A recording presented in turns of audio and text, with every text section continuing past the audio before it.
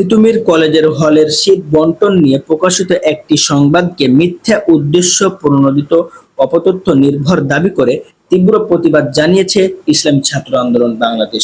সংগঠনটির কেন্দ্রীয় সহ-সভাপতি ইমরান হোসেন নূরের স্বাক্ষরিত এক বিবৃতিতে অভিযোগ করা হয়, অনলাইন গণমাধ্যম দ্য ডেইলি কম্পোজ একটি বিবৃতি ও একপেক্ষিক প্রতিবেদন প্রকাশ করেছে, যা পরবর্তীতে ছাত্র শিবিরের বিভিন্ন দায়িত্বশীল নেতা সামাজিক গণমাধ্যমে শেয়ার করেন। বিবৃতিতে বলা হয়, 5 আগস্ট পরবর্তী সময়ে তিতুমির কলেজ প্রশাসন ক্যাম্পাসের বিভিন্ন ছাত্র সংগঠনের প্রতিনিধিদের নিয়ে একাধিক বৈঠক করে। সেখানে ছাত্রদল, ছাত্র আন্দোলন বাংলাদেশ, ছাত্র অধিকার পরিষদ সহ বিভিন্ন সংগঠনের সভাপতি, সাধারণ সম্পাদক ও প্রতিনিধিরা উপস্থিত ছিলেন। একই সঙ্গে দাবি করা হয়, যারা পূর্বে ক্যাম্পাসে ছাত্র রাজনীতি নিষিদ্ধের দাবি তুলেছিলেন তারাই একটি অংশ পরে ছাত্র শিবিরের সভাপতি, সাধারণ সম্পাদক পরিচয়ে ওই বৈঠকে অংশ নেন।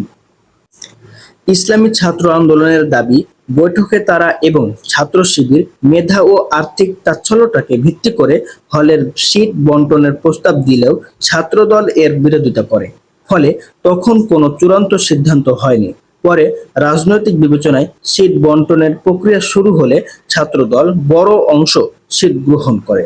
অন্যদিকে ছাত্র শিবিরকে দ্বিতীয় বৃহত্তম অংশ দেওয়া হলেও তা চাহিদার তুলনায় কম হওয়ায় তারা আনুষ্ঠানিকভাবে গ্রহণ করেনি। তবে পরে ছাত্র দলের বরাদ্দকৃত কিছু কক্ষে নিজেদের কর্মীদের অবস্থান নিশ্চিত করতে সক্ষম হয় বলে বিবৃতিতে অভিযোগ করা হয়। সংগঠনটির ভাষা অনুযায়ী, ইসলামী ছাত্র আন্দোলনের অধিকাংশ কর্মী আগে থেকেই ক্যাম্পাস সংলগ্ন মেসে অবস্থান করায় হলকেন্দ্রিক দখলদারিত্বের রাজনীতিতে তারা জড়ায়নি। কেবল প্রশাসনের কাছে আবেদন করা কয়েকজন শিক্ষার্থী বৈধ প্রক্রিয়ায় মোট 8টি সিট পান। এর বাইরে সংগঠনের কোনো সদস্য অবৈধভাবে হলে অবস্থান করেছেন এমন তথ্য তাদের জানা নেই বলেও দাবি করা হয়। বিবৃতিতে আরো বলা হয়, রাজনৈতিক বিবেচনায় সিট বণ্টনের ক্ষেত্রে সাধারণত সংশ্লিষ্ট সংগঠনগুলো নিজেদের কর্মীদের অগ্র অধিকার দেয়। সেখানে অর্থ লেনদেন বা বৈধ আর্থিক প্রক্রিয়ার প্রশ্ন আসে না। অথচ প্রকাশিত সংবাদে ৩৯ লাখ টাকার সিট বাণিজ্য সংক্রান্ত যে হিসেব তুলে ধরা হয়েছে সেটিকে অসম্ভব ও হাস্যকর বলে উল্লেখ করা হয়েছে। ইসলামী ছাত্র আন্দোলনের অভিযোগ, ঘটনাগুলো প্রায় 1 বছর আগেই নিপত্তি হয়েছে। সেই পুরনো বিষয় হঠাৎ করে নতুনভাবে প্রকাশ করার পেছনে কি উদ্দেশ্য রয়েছে তা নিয়ে প্রশ্ন তুলেছে সংগঠনটি।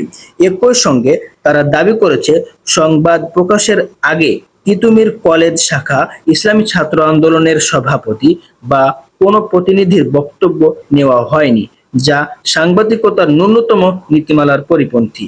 সংগঠনটি আরও অভিযোগ করে, অন্য ছাত্র সংগঠনগুলোর কর্মকাণ্ডের সঙ্গে ইসলামী ছাত্র আন্দোলনকে অন্যায়ভাবে সম্পৃক্ত করা হয়েছে, যা তাদের আদর্শ, নীতি ও সাংগঠনিক ভাবমূর্তির সঙ্গে সাংঘর্ষিক।